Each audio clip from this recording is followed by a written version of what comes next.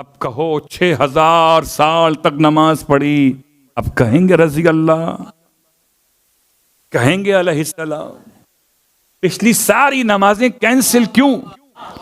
کہ جو خدا کے خلیفے کے سامنے سر نہ جھکائے، نہ اس کے سجدے کام کے، نہ نمازیں کام کی، نہ روزے کام کے، فرشتوں میں بیٹھ کر بھی لعنت اللہ ہو گیا۔ بات واضح ہوئی؟ جو پلٹتا کون ہے؟ اس کا پیچھے پلٹنے کا کوئی حوالہ موجود ہو، جس کا کوئی پیچھے مذہب نہ ہو۔ اللہ اکبر۔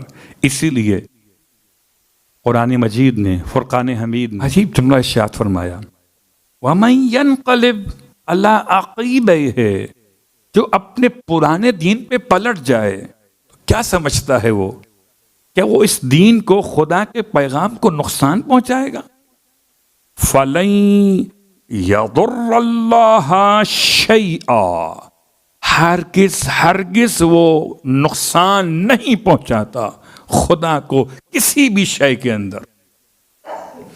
نہ سجدہ گزار کم کرتا ہے، نہ اطاعت گزار کم کرتا ہے، کم کرتا ہے تو صرف دھوکے باز کم کرتا ہے۔ جب تک یہاں تھا سجدہ گزاروں میں دھوکہ دے رہا تھا، اب اگر پلٹ جائے گا تو ایک دھوکے باز ہی تو کم ہوگا۔ کیا نقصان پہنچائے گا اللہ کو؟ آیت مکمل کرتے ہوئے وَسَيَجْزِي اللَّهُ الشَّاكِرِينَ، اور ان قریب اللہ شکر گزاروں کو جزا دے گا۔ جو رکے وہ شاکر بنے، جو نکل گئے وہ کافر بنے۔ اب تو پہچان لیا اس آیت کو بتوجہ حضور قلب کے ساتھ، اس کے معنی کو، اس کے معنی مفاہیم کو ذہن میں رکھتے ہوئے اگر کوئی انسان تلاوت کرے تو سحر کا توڑ یہ ہے، جادو کے زور کا توڑ یہ ہے۔ اور اگر کوئی جماعت آپ کے خلاف یہ کر رہی ہو اور آپ کو اطلاع مل جائے تو آپ یہ تلاوت کریں، تلاوت یہاں ہوگی، قیامت وہاں ہوگی۔ کیا کمال ہے! پورے قرآن کی آیتوں میں ایک خاص آیت ہے تو جادو کے توڑ کے لیے میں بہت تلاش کرتا رہا، کتنی بار پڑھوں؟ لوگ تو پوچھتے ہیں نا کتنی بار پڑھوں اور کس وقت پڑھوں اور کتنے دن تک پڑھوں، جب تک یہ والا مطمئن نہ ہو جائے۔ پڑھتے رہیے، کون سی لمبی آیت ہے، کتنی بار، جتنی بار چاہیں پڑھیں۔ کسی عالم نے اپنی کسی کتاب میں میری معلومات کے اعتبار سے اس کی تعداد بیان نہیں۔ اچھا ہی ہوا نا، اگر تعداد بیان کرتے تو ہم گنتی میں لگ جاتے، کہاں ترجمہ کہاں مفہوم، ہم گننے بیٹھ جاتے، ایک دفعہ ہو گئی، 2 دفعہ ہو گئی، 3 دفعہ ہو گئی۔ نہیں، پڑھو، ایک دفعہ ہی پڑھو، ایسے پڑھو کہ جادو خود بخود آپ کی آیت سن کر ختم ہو جائے۔ اللہ اکبر۔ اگر ایک آیت سے جادو کا توڑ ہو سکتا ہے جس میں پورا قرآن نازل ہوا ہو، اس پر جادو کا اثر کیسے ہوگا؟ اللہ اکبر۔ یہ سیرت نبی کے حوالے سے ایک آیت بھی تھی آپ کی خدمت میں، وظیفہ بھی تھا جو آپ تلاش کرتے ہیں۔ اس کو آپ نام دے سکتے ہیں آیت ابطال سحر، وہ آیت جو سحر کو باطل کر دیتی ہے۔ اور اس کے ساتھ ساتھ مولا کائنات علی ابن ابی طالب علیہ السلام کی شخصیت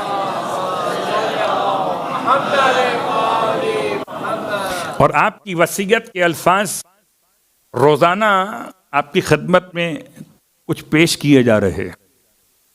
امام ارشاد فرماتے ہیں، یا بنی الحسن والحسین قولا للحق وَعْمَلَا لِلْأَجْرِ، اے میرے پیارے بیٹو حسن اور حسین۔ 5 وصیت ناموں میں آپ نے مخاطب کیا اور افراد کو بھی۔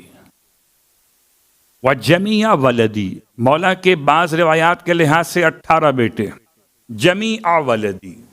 اور یہ وصیت مولا کائنات کی 80 وصیتوں میں سے، یہ خاص مولا کائنات کی شہادت سے پہلے ضربت کے بعد کی وصیت ہے۔ تو آپ نے اپنے سارے بیٹوں کو، تو سارے بیٹے آپ کے موجود ہیں، جمیع ولدی، پھر آپ نے مخاطب کے تمام اپنے اہل بیت کو، اہل بیتی، میرے سارے گھر والے، اولاد بھی، سارے گھر والے بھی، گھر والوں میں خواتین بھی ہیں، بچیاں بھی ہیں، اور آپ کے گھر میں کام کرنے والی کنیزیں بھی، سب کے سب، اور جہاں تک میری وصیت پہنچے ان تک میرا پیغام۔ کیا پیغام ہے؟ تقوی پروردگار، اور تقوی پروردگار کے ساتھ ساتھ بعض وصیت ناموں میں امام کا جملہ یہ ملا، وَلَا تَمُوتُنَّ إِلَّا وَأَنْتُمْ مُسْلِمُونَ، یاد رکھو تمہاری موت واقع نہ ہو مگر تم اسلام کی حالت پر باقی رہے ہو۔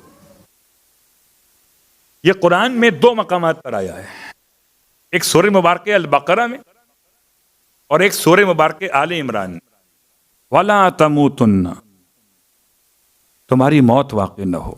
آج کل موت کے بہت سارے مسائل، اپنے مقام پر موت کیسی ہونی چاہیے کہ بستر پر آئے بڑے سکون سے آئے، تکلیف نہ ہو، انجیکشن نہ لگے، چلتے پھرتے بس سو جائیں اور نہ اٹھیں پھر۔ آج کل شاید آپ میں سے، ہم میں سے کچھ لوگ اسے دعا مانگ رہے ہوں گے، ٹھیک ہے، اس دعا میں بھی ایک جان ہے، موت مفاجات، اچانک آنے والی موت نہ ہو۔ اچانک آنے والی موت مجھے اور آپ کو توبہ کا موقع نہیں دیتی۔ اچانک آنے والی موت مجھے اور آپ کو شاید کلمہ تلاوت کرنے کی مہلت بھی نہیں دیتی۔ تو اگر موت مفاجات ہے تو اس سے تو پناہ مانگنی چاہیے، لیکن اصل جو موت ہے اس کی دعا مانگنا کہ پروردگار موت ایسی ہو کہ زبان پر کلمہ طیبہ ہو، دل میں محبت شجر طیبہ ہو، تب جا کر کہیں انجام طیبہ ہو۔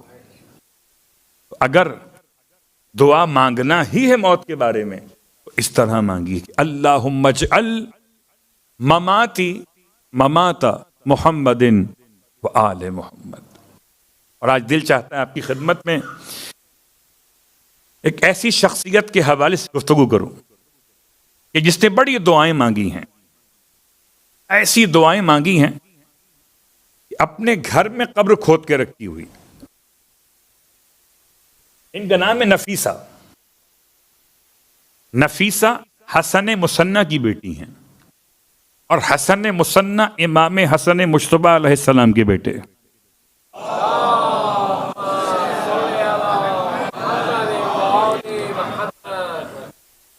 اور ان کا رشتہ ازدواج ہوا اسحاق المؤتمن سے، جو کہ فرزند ہے امام صادق علیہ السلام کی۔